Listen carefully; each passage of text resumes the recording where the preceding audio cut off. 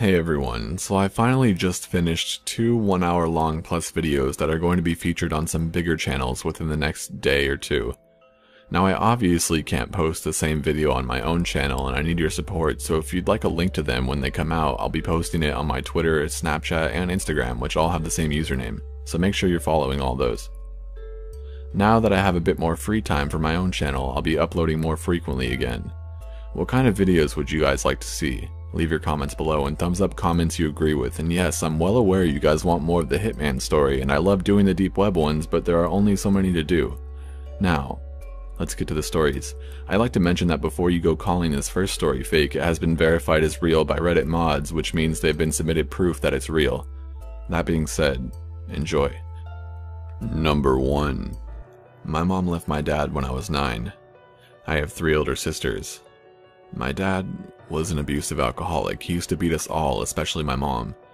He would twist hickory switches together and bake them in the oven before beating us with them.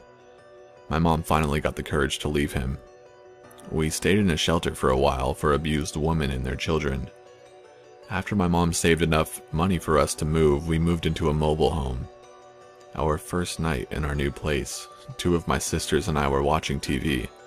My mom was in the kitchen and my oldest sister was cleaning out the bathtub. My dad came through the front door and put his finger to his mouth, saying, "Shh."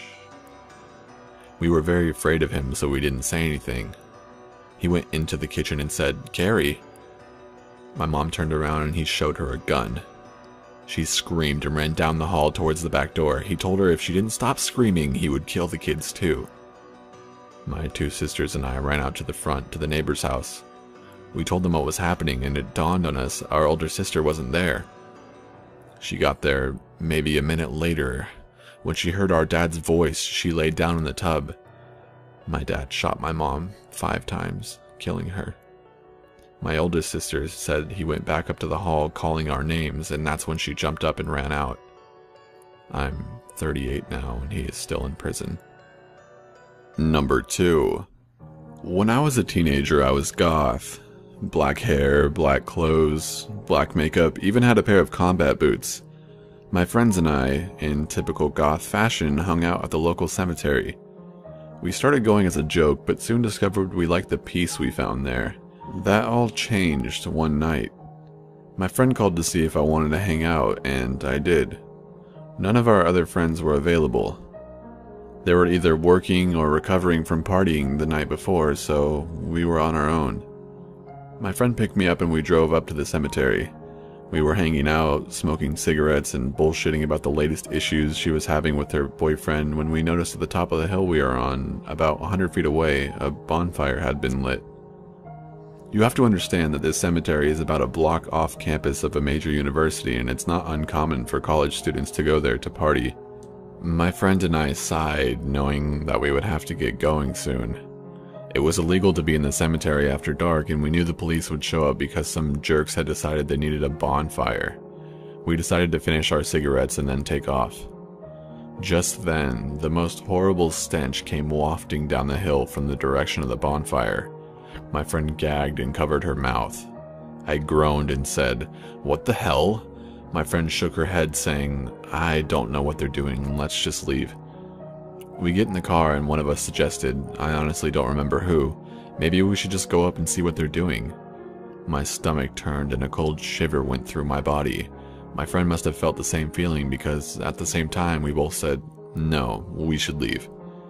My friend turned the car on, switched on her headlights, put the car in reverse, and looked over her shoulder before starting to back up. I was still looking up at the hill. A figure stepped down in front of the bonfire. I could only see a silhouette, but I was sure whoever it was watching us. A feeling of terror hit me and I said, "Go, go, go," getting louder and more panicked with each word. My friend looked back up the hill for a second. Just as the figures took a step towards us, she slammed on the gas and peeled out, going in reverse down the hill. She rammed the gear shift into drive and we were out. We didn't say anything for a while until she said, "What the hell were they burning?" I shook my head. I don't know."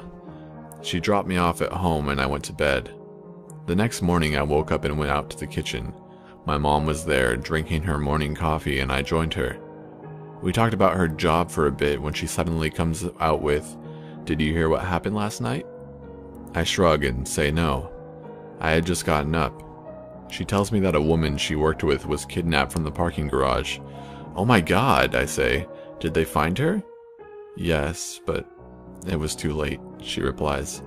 "Whoever took her had raped and murdered her. They found her this morning up in the cemetery.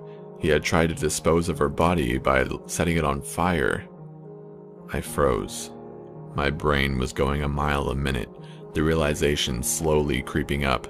That's what that smell was. Needless to say, I never hung out at the cemetery at night again. I think back to our decision to leave instead of investigating the fire. That one decision could have changed everything. Number 3. I was home alone, sitting by my computer watching YouTube when I see a shadow on the wall behind my monitor. I look over my shoulder out the window behind me. The window looks out to our front yard from the office room I was in. I see nothing out of the ordinary. I look back at the wall and the shadow is gone. Seconds later it's back, but only for a moment. It appeared to be a shadow of a head. Being the paranoid teenager I am, I begin to panic. I stood up and walked over to the window. My dog is usually in the front yard waiting for my dad to get back. I couldn't see him. Then I noticed something.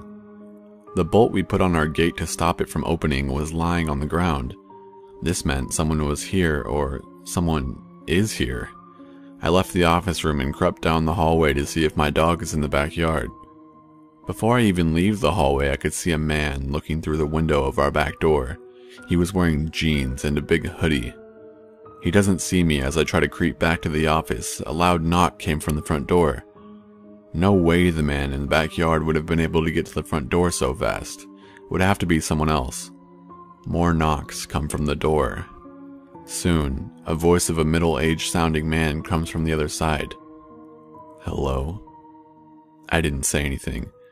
"I saw you before." At this point, I'm sweating buckets. I check my pockets for my phone. I don't have it. I peer into the doorway of the office room and it's there on the computer desk. Going in there means that I'd have to be seen by the man outside. I quickly tiptoe into the room and grab my phone. On my way back into the hallway, I see the man's face looking into the room. He looked like a normal guy, but his eyes were shaking left and right, short distances at an extremely fast pace. He also had his mouth wide open and a smile with his tongue hanging out. Pure primal terror rushed through my body when I saw that face. I scream, "I'm calling the cops," and I begin to dial. I hear loud, fast-paced footsteps from the driveway. The cops came later and no one was around. They dusted for fingerprints and the results were unsatisfying. The police said they were wearing gloves. I gave them the description of the men and they left. I am now posting what happened on Reddit while my dad is calling family to tell them what happened. My dog is missing. Update. It's dark now. A lot of family members are visiting at the moment. Up until the family arrived, I've been looking for my dog with my dad around the area I live in. We haven't found him yet. I'll go looking again tomorrow morning. I really hope they didn't take him. I'll keep updating. Update. July 8th, 2015. I got a phone call this morning from an elderly woman who lived down the road. My dog wandered into her front yard this morning and she called my number on his collar. She lived down the road. I picked up my dog and he's home now. Thank you for caring. I'm going to try my best to stay inside from now on until the guys are found. I don't feel comfortable walking around alone. I'll update if we hear any news from the police. Update. July 9th, 2015. Early this morning I got a phone call around 1:30 a.m. from an unknown number. I was in bed asleep when I heard my phone vibrate on the wooden bench beside my bed. I don't know how long it had been ringing for, but by the time I got the strength to roll over and grab my phone, the call ended. I looked at the number to see if I could recognize it myself. Then it started ringing again. I answered the phone. "Hello?" I whispered. There was no reply, but I was able to hear breathing. "Hello? How's your dog?" The person on the other end finally replied. The call then ended there. I tried calling back, but they wouldn't answer. I don't hand out my phone number to anyone I don't know. The only way they would be able to get my number without me giving it to them myself was by looking by the dog's collar. Number 4. This is something that happened to me about 2 years ago, but thinking about it still gives me the chills. I used to live in a small town in rural Missouri with my mother and stepfather. Our house was a few miles outside of town and along an old state highway. We were pretty isolated out there, other than the occasional passing car or farm equipment. One day, I came home from a morning shift at work. I was pretty tired, so I immediately came in the front door and sprawled out on the couch. My mother and stepfather were preparing to go into town to visit a family friend, so I just started watching a movie and quickly drifted off to sleep. I remember waking up to the sound of my parents leaving. After that, I slept rather soundly. I must have been asleep for a couple hours before I was woken up to the sound of the front door opening and closing. I laid silently, hoping to fall back asleep. I assumed it was just my parents returning from their visit. After a moment of silence, I heard an unfamiliar voice say, "Where is everybody?" My eyes shot open and I looked up to see a man standing over me. I had never seen this man before. He was tall and muscular. He was wearing a white t-shirt and cut-off sleeves. He was also covered head to toe in blood. I jumped to my feet instantly. I had never been so scared in my life. Trying to rationalize, I asked, "Are you looking for my parents?" He stared at me for a moment and asked who I was. I replied by asking, "Who are you, and what the fuck are you doing in my house?" He stared at me blankly.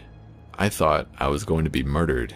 He kept talking incoherently and asking where everyone was. At this point, I had no idea who he was referring to. After about 5 minutes of nearly crippling fear, I realized that the blood that was all over his clothes and face was his own. I glanced out the living room window toward the highway, and then I started to understand. In the drainage ditch in front of my house was a red pickup truck. I told the man to come with me and we went outside. Soon after we got near the truck, another vehicle pulled up. Apparently the man had been drunk driving and had driven his truck into the ditch. He was drunk and had a concussion from the wreck. He was so messed up that he thought that he had other people in the truck with him before the wreck, when in fact he had been alone. He had stumbled into the nearest house looking for help. The driver that had just pulled up drove the man to the hospital, and as far as I know, he was okay. Though I understand the situation now, I will never forget this. It was fucking terrifying.